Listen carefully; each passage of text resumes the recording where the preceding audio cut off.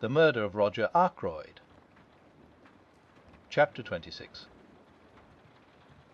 And nothing but the truth. There was a dead silence for a minute and a half. Then I laughed. "You're mad," I said. "No," said Poirot placidly, "I am not mad. It was the little discrepancy in time that first drew my attention to you." "Right at the beginning? A discrepancy in time?" I queried, puzzled. "But yes. You will remember that every one agreed, you yourself included, that it took 5 minutes to walk from the lodge to the house. Less if you took the short cut to the terrace.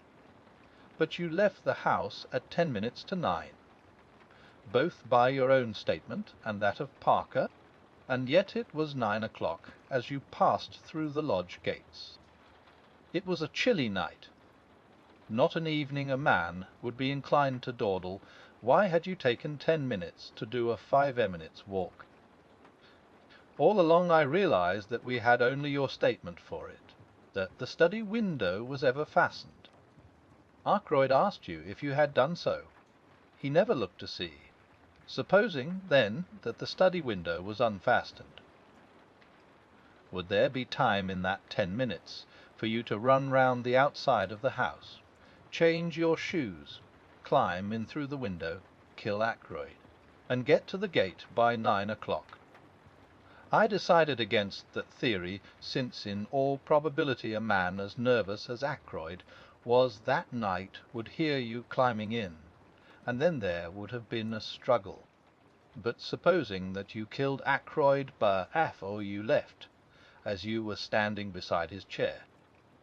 Then you go out of the front door, run round to the summer house, take Ralph Patton's shoes out of the bag you brought up with you that night, slip them on, walk through the mud in them, and leave prints on the window ledge.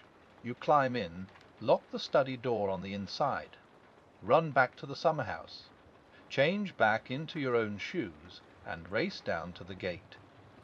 I went through similar actions the other day, when you were with Mrs. Ackroyd. It took 10 minutes exactly, then home and an alibi, since you had timed the dictaphone for 9:30. "My dear Poirot," I said in a voice that sounded strange and forced to my own ears, "you've been brooding over this case too long. What on earth had I to gain by murdering Ackroyd? Safety. It was you who blackmailed Mrs. Ferrars. Who could have had a better knowledge of what killed Mr. Ferrars than the doctor who was attending him? When you spoke to me that first day in the garden, you mentioned a legacy received about a year ago. I have been unable to discover any trace of a legacy.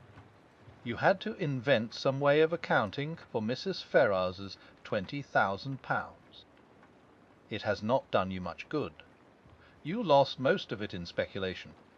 Then you put the screw on too hard, and Mrs. Ferrars took a way out that you had not expected. If Ackroyd had learnt the truth, he would have had no mercy on you. You were ruined for ever. And the telephone call, I asked, trying to rally. You have a plausible explanation of that also, I suppose. I will confess to you that it was my greatest stumbling block when I found that a call had actually been put through to you from King's Abbott station. I at first believed that you had simply invented the story.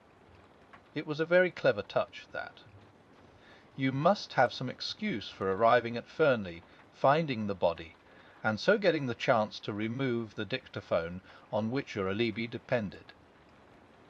I had a very vague notion of how it was worked when I came to see your sister that first day and inquired as to what patients you had seen on Friday morning. I had no thought of Miss Russell in my mind at that time. Her visit was a lucky coincidence, since it distracted your mind from the real object of my questions. I found what I was looking for.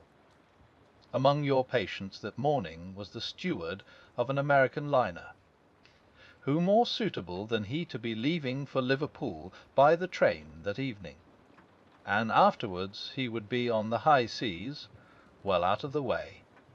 I noted that the Orion sailed on Saturday, and having obtained the name of the steward, I sent him a wireless message asking a certain question. This is his reply you saw me receive just now. He held out the message to me. It ran as follows, quite correct. Dr. Shepherd asked me to leave a note at a patient's house. I was to ring him up from the station with the reply. Reply was no answer. "That was a clever idea," said Poirot. "The call was genuine. Your sister saw you take it." But there was only one man's word as to what was actually said. "Your own." I yawned. "All this," I said, "is very interesting, but hardly in the sphere of practical politics. You think not? Remember what I said. The truth goes to Inspector Raglan in the morning. But, for the sake of your good sister, I am willing to give you the chance of another way out.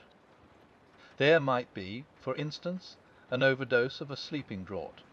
You comprehend me, but Captain Ralph Peyton must be cleared. Ave sans dire. I should suggest that you finish that very interesting manuscript of yours, but abandoning your former reticence. You seem to be very prolific of suggestions, I remarked. Are you sure you've quite finished? No, that you remind me of the fact. It is true that there is one thing more. It would be most unwise on your part to attempt to silence me as you silenced M. Ackroyd. That kind of business does not succeed against Hercule Poirot. You understand. My dear Poirot," I said, smiling a little, "whatever else I may be, I am not a fool." I rose to my feet. "Well, well," I said, with a slight yawn, "I must be off home. Thank you for a most interesting and instructive evening." Poirot also rose and bowed with his accustomed politeness as I passed out of the room.